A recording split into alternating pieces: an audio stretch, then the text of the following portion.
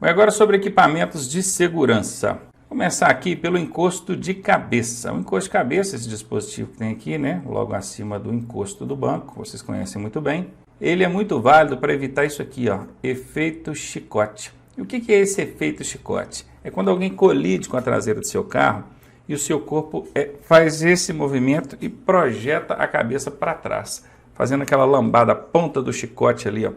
Isso provoca lesão na região cervical, que é altamente perigoso. Aí pode causar morte e, quando não acontece, a pessoa virar óbito, deixa aí lesões permanentes e irreversíveis. Então a regulagem adequada do encosto de cabeça vai valer nessa hora. Qual que é a forma correta de regular o encosto de cabeça?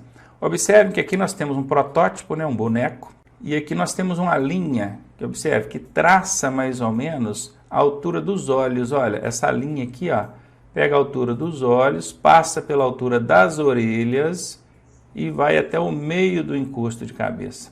Imagine se esse encosto de cabeça está muito alto, a cabeça ia pegar por baixo aqui e não ia ter o efeito necessário. Se ele está muito baixo, a cabeça ia passar por cima, também não ia ter o efeito necessário. Então, a regulagem adequada, isso pergunta em prova, tá? Dessa forma, ó.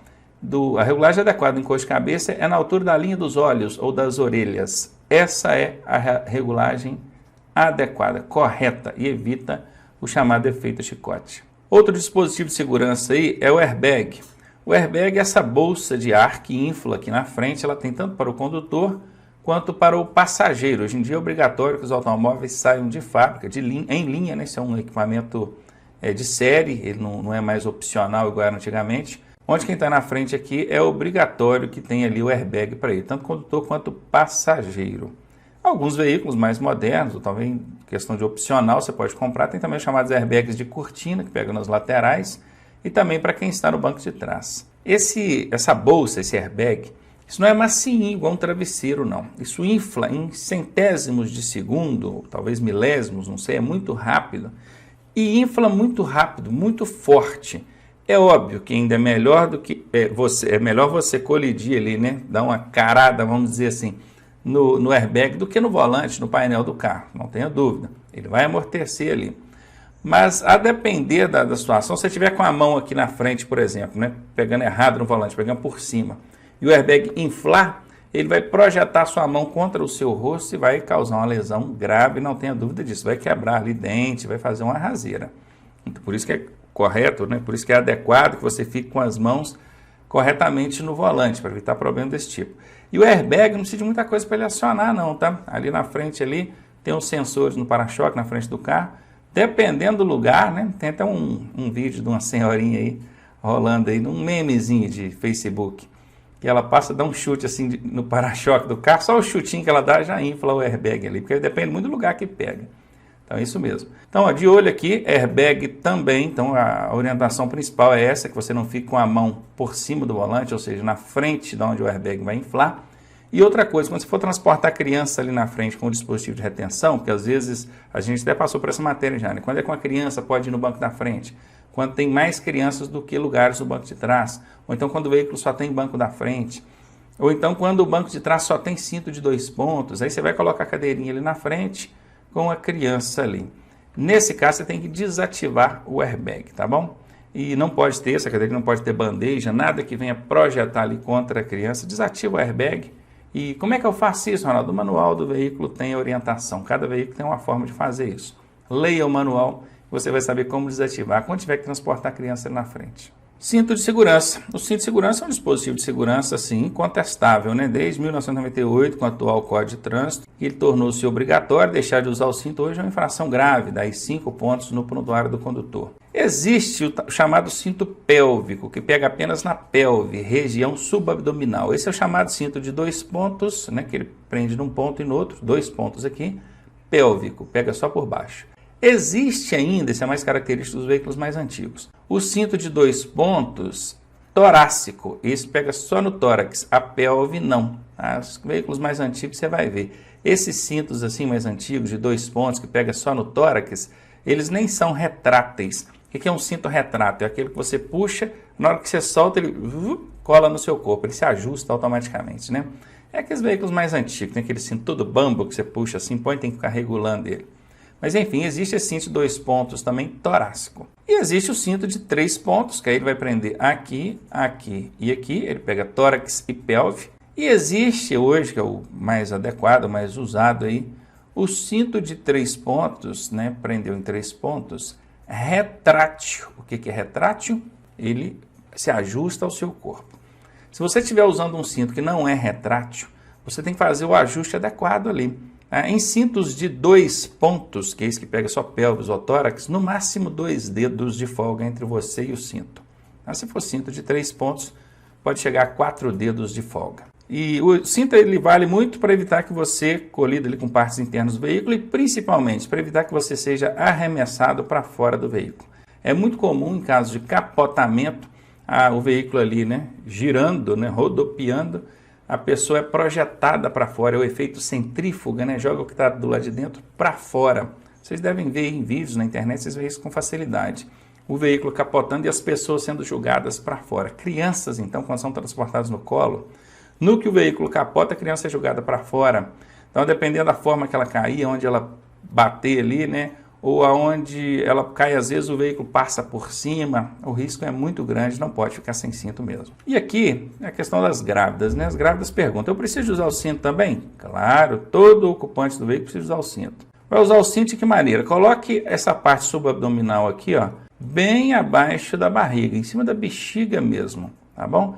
E a parte de cima, naturalmente, pegando aqui entre os seios aqui, bacana. Então, pegando aqui a parte subabdominal por baixo da barriga, não tem perigo. No caso de colisão, tá segurando ali a criança tranquilamente. Então tem que usar também, hein?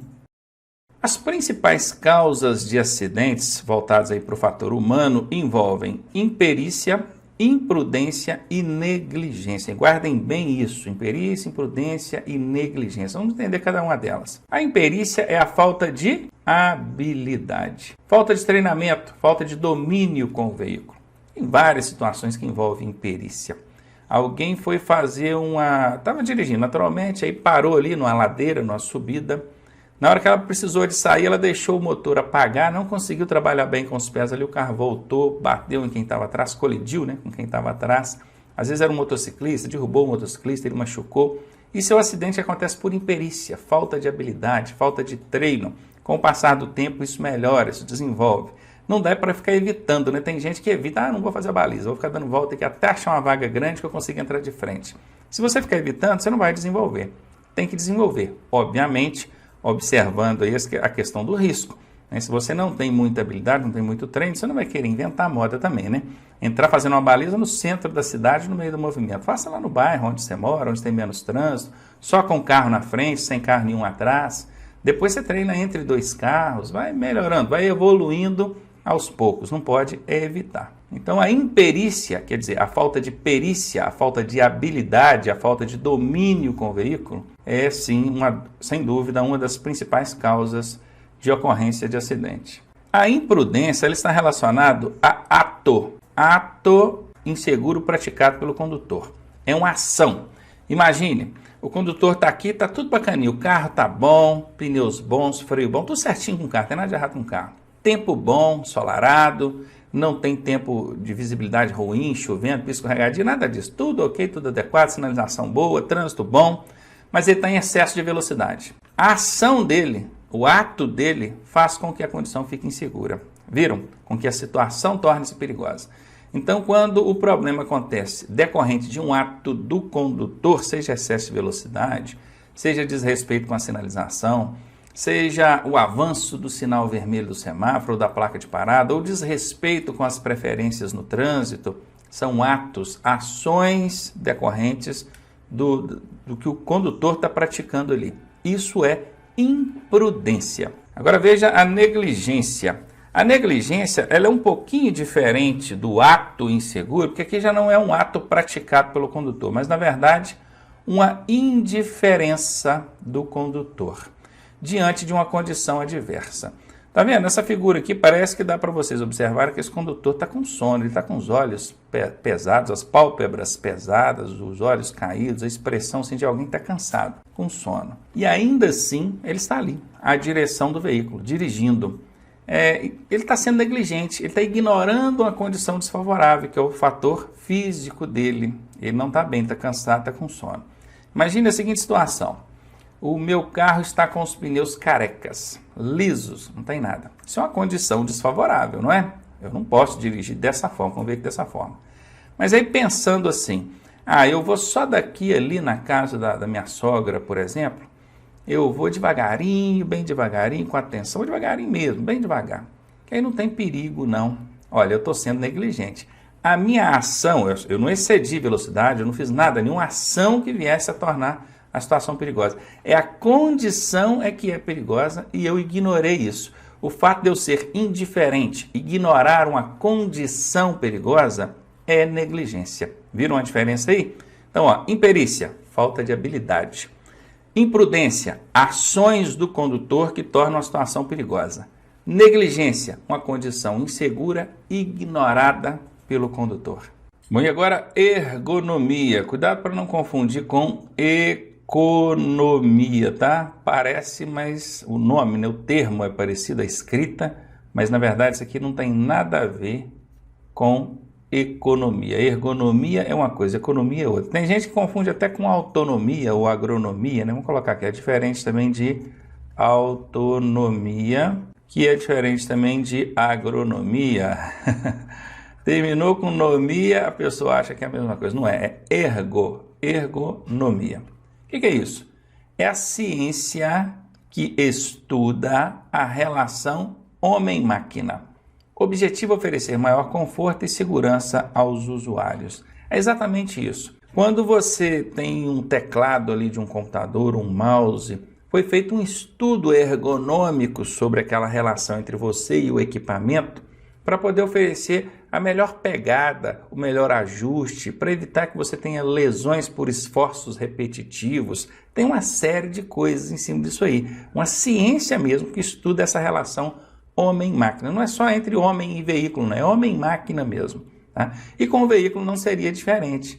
Então existem estudos em torno disso aí que é para oferecer a melhor postura para a pessoa dirigir, altura, pegada no volante, ajustes de todo tipo, né? Hoje em dia eu falei que tem banco que regula para cima, para baixo, para frente, encosto, tem até para os lados, tem ajuste de todo tipo hoje em dia nos veículos. Isso é ergonomia. E a ergonomia ela visa te proporcionar maior conforto, mas ela observa também a segurança. Por exemplo, hoje em dia os veículos têm nas portas laterais ali, né? Óbvio, portas são tem a porta de trás também, que é do porta-mala. Mas as portas laterais ali tem chamadas barras laterais de proteção dentro das portas. Isso é resultado de estudo da ergonomia, porque as colisões laterais, a porta muito frágil, não segurava nada. Qualquer colisãozinha lateral ali com o veículo pegava a perna do condutor, prendia ele a ferragens. Hoje em dia já tem uma barra ali que ajuda. O motor do veículo vinha para dentro da cabine de comando aqui, para dentro do cabine de comando, é avião, hein? Para dentro do habitáculo ali do condutor, que é onde ele está aqui atrás do volante. O motor vinha cá para dentro. Hoje em dia ele já é projetado de maneira que na colisão o motor é jogado para baixo, projetado para baixo.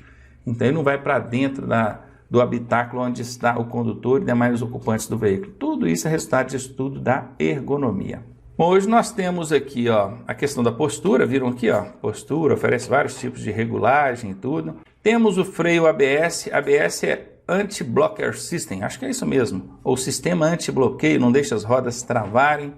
Aqui ainda fala, o motorista deve tomar cuidado com essa facilidade subjetiva, não descuidando-se da atenção e da conduta correta ao dirigir. Afinal de contas, por tudo mais que a ergonomia conseguir te oferecer aqui de segurança e conforto, sempre vai ser esse camarada aqui a principal peça. Tá? Então, a visão tem que estar aqui, a postura da mão, olha aqui, mudando a marcha corretamente, a utilização dos pés de forma adequada. Tem toda uma postura onde o condutor precisa estar observando isso sempre atento a isso. Tá? Em relação à ergonomia, ela vai sim te oferecer o ABS, por exemplo. Para quem não sabe, o freio ABS não deixa as rodas travarem. E roda travada, você perde o controle da direção. Então, quer dizer, você viu alguma coisa na sua frente, freou com muita força, se não tiver o ABS, as rodas travam. O carro arrasta os pneus e você precisa desviar daquilo que está na frente e o carro não obedece à direção, perde o controle da direção. Com o ABS já não tem mais esse problema, tá vendo? Então tem tudo isso. são resultados de estudos, de pesquisas, testes, já devem ver aí, né, na televisão, na internet de vez em quando, esses testes aí com bonecos, analisando ali o impacto, o que pode ser feito, aonde que pega no impacto ali, que dispositivos podem ser colocados para aumentar a segurança e o conforto. Tudo isso é resultado de ergonomia, não se esqueça disso. E o que é aderência? Aderência é a capacidade de atrito do pneu com o pavimento.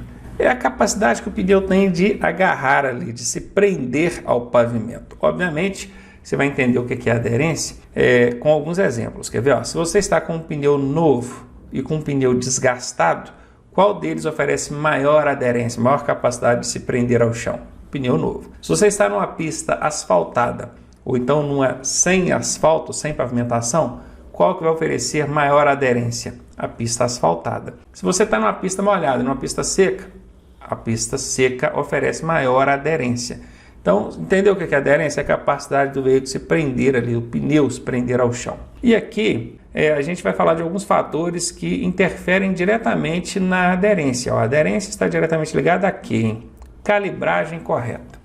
Então vejam aqui um exemplo de pneu subcalibrado. O que é sub? Sub é calibragem abaixo da pressão adequada. Pneus subcalibrados, eles ficam assim, olha, dando cintura no pneu aqui, ó. Esse pneu, ele tende a desgastar mais as laterais aqui da banda de rodagem e ele vai preservar aqui esse centro do pneu. Esse pneu, ele nessa condição, você vai ter uma perda da qualidade aqui da aderência. Esse veículo não vai aderir adequadamente ao pavimento, inclusive vai consumir mais combustível, tá?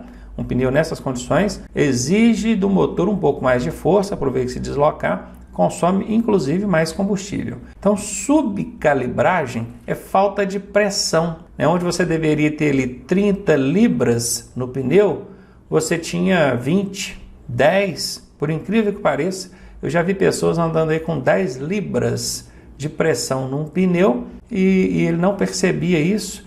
O carro não desenvolve, fica pesado, consome mais combustível. Pneus é algo que a gente tem que calibrar semanalmente, pelo menos, tá? Aqui nós temos uma sobrecalibragem. Sub é quando está abaixo da pressão. Sobre é quando a gente está acima. Tem mais pressão de ar aqui dentro que deveria. Onde deveria ser 30 libras, estava 40. É um exemplo. Óbvio que 40 é exagero, talvez 32, 34 libras. O que acontece? Esse pneu desgasta mais no centro da banda de rodagem, preservando as laterais. Ele também vai ter uma perda de eficácia aí na aderência. Esse veículo não vai gastar mais combustível, tá?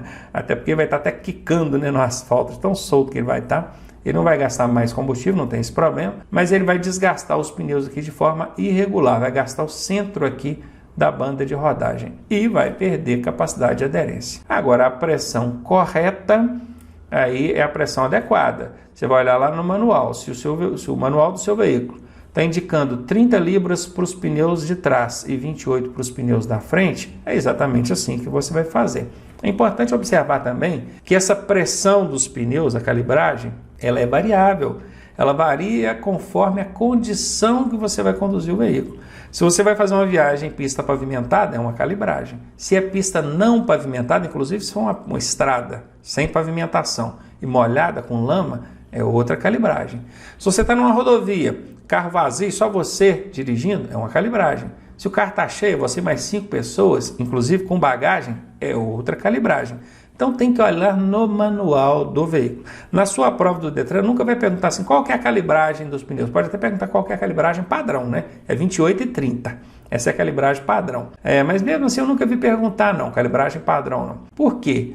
Porque não tem como ser taxativo ali na calibragem. Vai depender do tipo do pneu, do tipo do veículo, da condição que esse veículo vai ser usado, da circunstância, né? Se é vazio, se é pesado, se é em via pavimentada ou não pavimentada, se é pista seca ou pista molhada. Tem uma série de variáveis. Mas tudo isso você encontra no manual do proprietário. Então é muito comum a gente ver em prova o seguinte, calibrar os pneus conforme a orientação do manual de fabricante do veículo ou do proprietário. Agora a gente vai falar aqui sobre o estado de conservação dos pneus. Como é que a gente sabe que um pneu já está na hora de ser trocado? É por essa indicação aqui, tá vendo essa siglazinha aqui, ó, TWI? Isso é uma sigla em inglês que significa Tread Wear Indicator, parece até aqueles comerciais da Tabajara, né? Tread Wear Indicator, mas é o que significa, é o TWI. Eu preciso saber o que isso significa em inglês? Não, não precisa não, só estou dizendo aqui para você ficar ciente. Mas é um limitador de desgaste, vamos traduzir isso aqui para o português, né?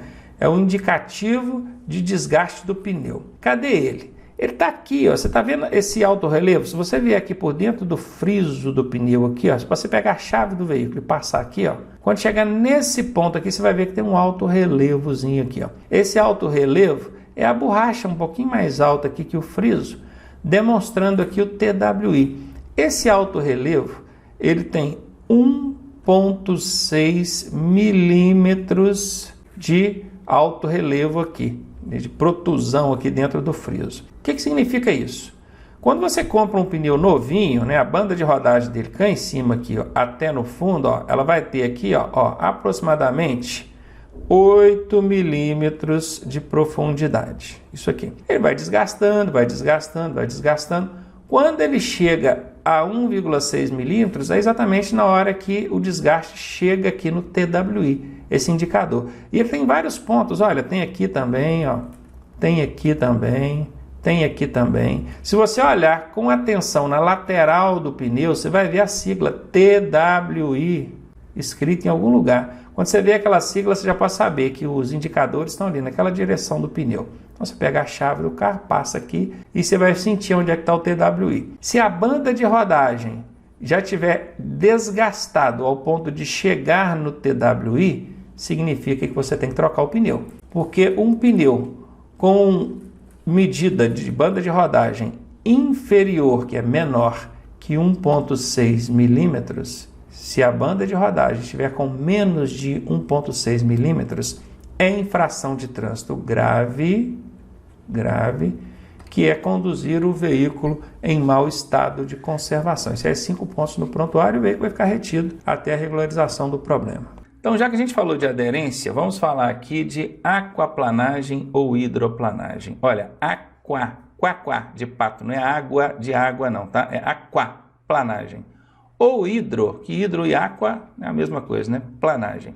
É o veículo planar sobre a água, igual está mostrando aqui, ó, por conta de um espelho d'água, uma fina camada d'água na pista.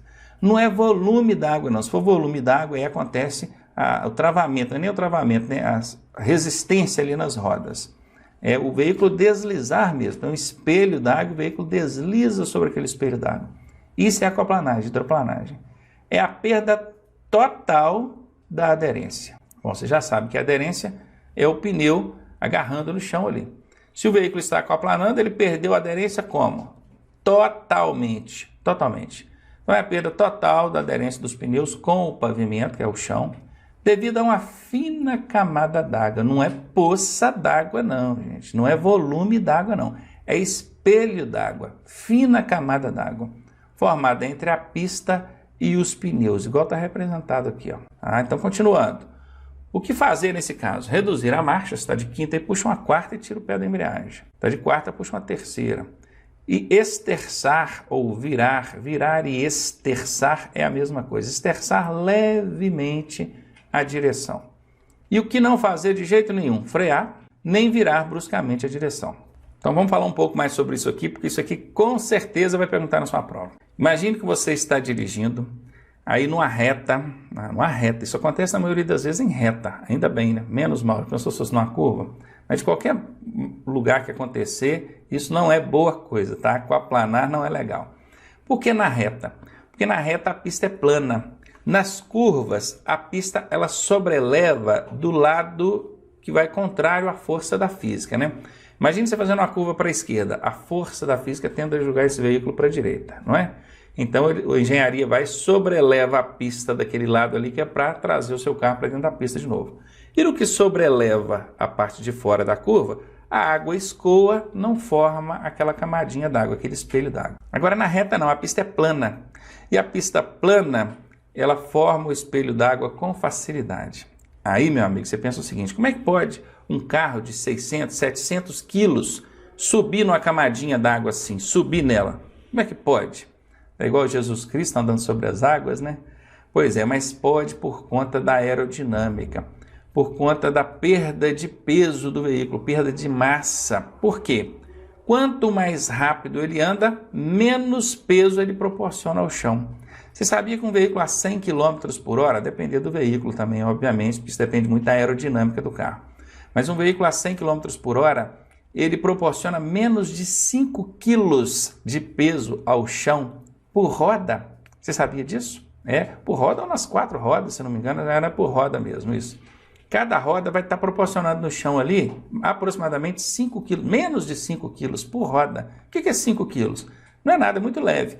O pneu, ele precisa remover cerca de 5 litros d'água por segundo. Tem que remover, abrir ali naquele espelhinho d'água para ter contato com o chão. Imagina se esse pneu está liso. Ele sobe naquela água e desliza igual um quiabo, né? Pois então não tenham dúvida disso. Aquaplanar é isso. Soma-se a velocidade. Quando eu falei 100 por hora aqui, a pessoa pensou, mas está correndo demais. Não. Tudo que passou de 60 por hora, a perda de peso já é muito grande, é considerável e o veículo já pode aquaplanar. Então, cuidado com isso. Começou a chover? Diminua a velocidade imediatamente. Porque naqueles lugares onde formam o espelho d'água, se estiver acima de 60 por hora, com um pneu lá meia vida, o risco de acontecer uma aquaplanagem é muito grande. E o veículo aquaplanou, meu amigo, acabou, você não tem mais controle de freio nem de volante. Se você pisar no freio, então o carro vai rodopiar até bater em alguma coisa. Então não pode pisar no freio de jeito nenhum, você pode reduzir as marchas para tentar retomar ali a aderência, o tracionamento do veículo, e movimentar levemente o volante, que é para ele tentar achar lugar ali na água para ter contato com o chão. O movimento brusco também vai fazer o veículo rodopiar, não pode. Transferência de massa. Não é exatamente peso, mas vamos entender aqui como peso, para facilitar a nossa compreensão. Consiste na sobrecarga de peso no eixo traseiro ou dianteiro do veículo, em razão da aceleração ou desaceleração. Desaceleração entenda-se aí como frenagem, tá bom? Presta atenção aqui, para ficar bem fácil você entender isso, imagine você na garupa de uma motocicleta. Tem alguém pilotando, né? Aí vocês estão paradinhos os dois, ele acabou de subir na moto. No momento que o cara que está pilotando acelera e sai com a moto, o que acontece com você que está na garupa? Você é projetado para frente ou para trás? Quando ele acelera, que ele sai ali, você é projetado para trás, não é? Isso acontece não é só com você, não. Acontece com toda a massa ali envolvendo veículo e ocupantes. Então veja, em aceleração, a massa, o peso, entenda esse peso aí, concentra-se no eixo traseiro. Esse eixo traseiro vai ficar mais pesado, da frente vai ficar mais leve. Entendido? Quando esse condutor ali da motocicleta freia, o que acontece com você? É projetado para frente. Você e toda a massa é projetada para frente. Então vai sobrecarregar o eixo dianteiro. Pegou isso? Aceleração, sobrecarrega o eixo traseiro. Desaceleração, sobrecarrega o eixo dianteiro. Isso tem nome, isso é importante para dirigir. Bom, a gente precisa conhecer isso e você já vai saber por quê. Então vamos lá. Subesterçante, presta bem atenção nisso. Ó. Sub é atrás. O peso foi para trás. Atrás. Sobreesterçante, o peso foi para frente. Guarde bem isso, tá? Então vejamos.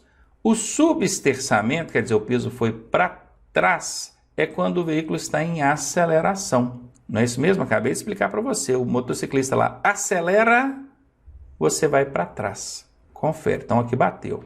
Então tá aqui, ó. Subesterçamento, acelerou, o peso foi para trás. Bacana. Esse veículo, se o peso está todo concentrado, né, a maior parte dele concentrado no eixo traseiro, o eixo da frente vai ficar mais leve, não vai? Se esse veículo tiver que desgarrar, ele vai desgarrar o quê? O eixo que está mais pesado ou o eixo que está mais leve? O eixo que está mais leve. Então ele vai desgarrar a frente. Desgarrando a frente, ele é jogado para fora da curva. Guarde bem isso, hein? A força da física tende a jogar esse veículo para fora. E a força da física que tende a jogar o veículo para fora chama-se força centrífuga. Fuga, presta atenção no finalzinho aqui, ó. Fuga. Fuga é para fora, não é? Então, se na sua prova perguntar assim, o veículo foi jogado para fora da curva, qual lei da física que agiu sobre ele? A centrífuga. Qual força da física que agiu sobre ele? A centrífuga, tá bom? Vamos ver agora o sobreesterçamento. O sobreesterçamento é o veículo em desaceleração, ou frenagem. Então, pensa, o motociclista freou, ou desacelerou. O peso foi para onde? Foi para frente. Aí sobrecarregou a roda da frente, o eixo da frente. Se o eixo da frente está pesado, esse veículo tende a desgarrar a traseira, porque o eixo de trás vai ficar mais leve. E se ele desgarra a traseira, a força da física tende a jogar esse veículo para dentro da curva, contramão direcional. E se é jogado para dentro, o nome dessa força é centrípeta. Bacana! Que monte de nome estranho que eu nunca vi na minha vida. Eu preciso saber isso, Ronaldo? Precisa. Isso na prova teórica pergunta mesmo. Agora vem na tela que eu vou dar algumas dicas aqui para você.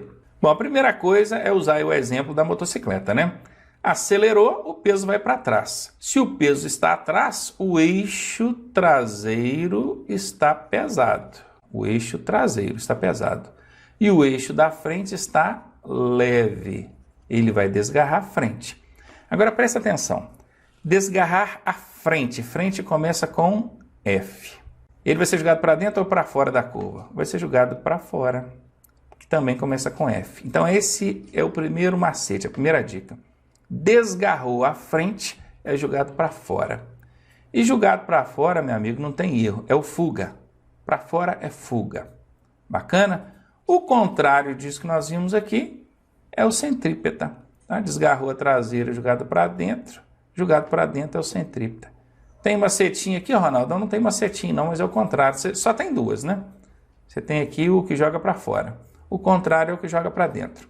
É mais ou menos aquela lógica da criança que chegou da escola e falou assim, mãe, o professor hoje me ensinou qual que é a mão direita. Ah, é, meu filho? Qual que é a mão direita? Ah, essa aqui, mãe. Ah, bacana, beleza, aprendeu.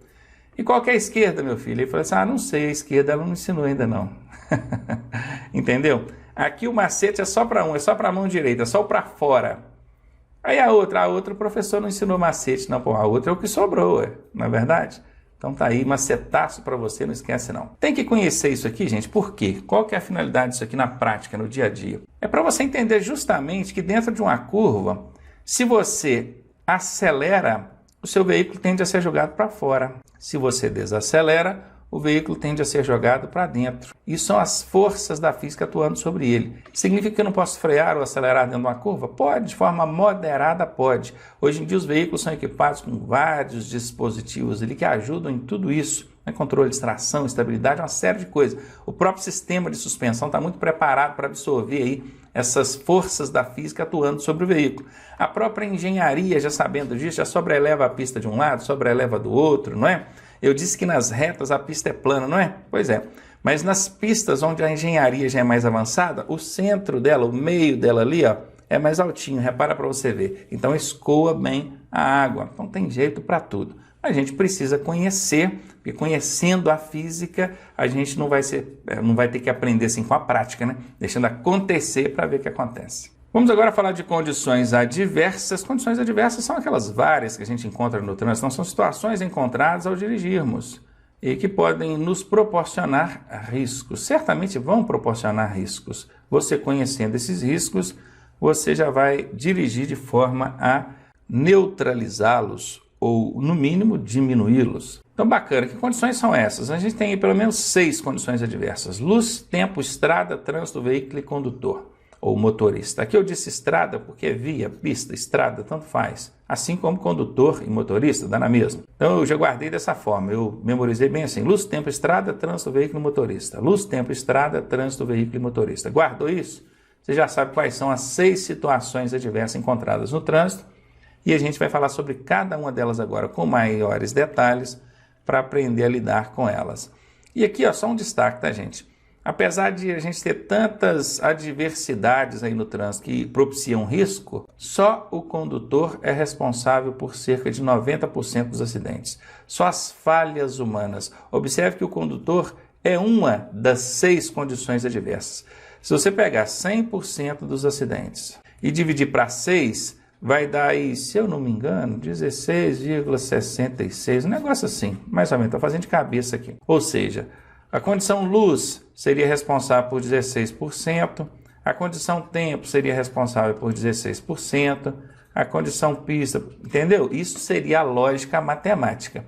Mas a lógica real é que esse bacana aqui, ó, só esse bacana aqui, é responsável por 90%. E deixou os outros 10% para dividir para os outros 5%. Eita, motorista, hein? Pegou logo 90% das causas de todos os acidentes por conta dele, falhas humanas. Isso é para você ver que mesmo a pista sendo ruim, mesmo a engenharia de tráfego sendo ruim, a sinalização sendo ruim, o carro muitas vezes com problema, o trânsito congestionado, motoristas são sempre a principal causa de acidentes. É o motorista o responsável por toda essa tragédia que acontece no trânsito aí, não tenha dúvida disso.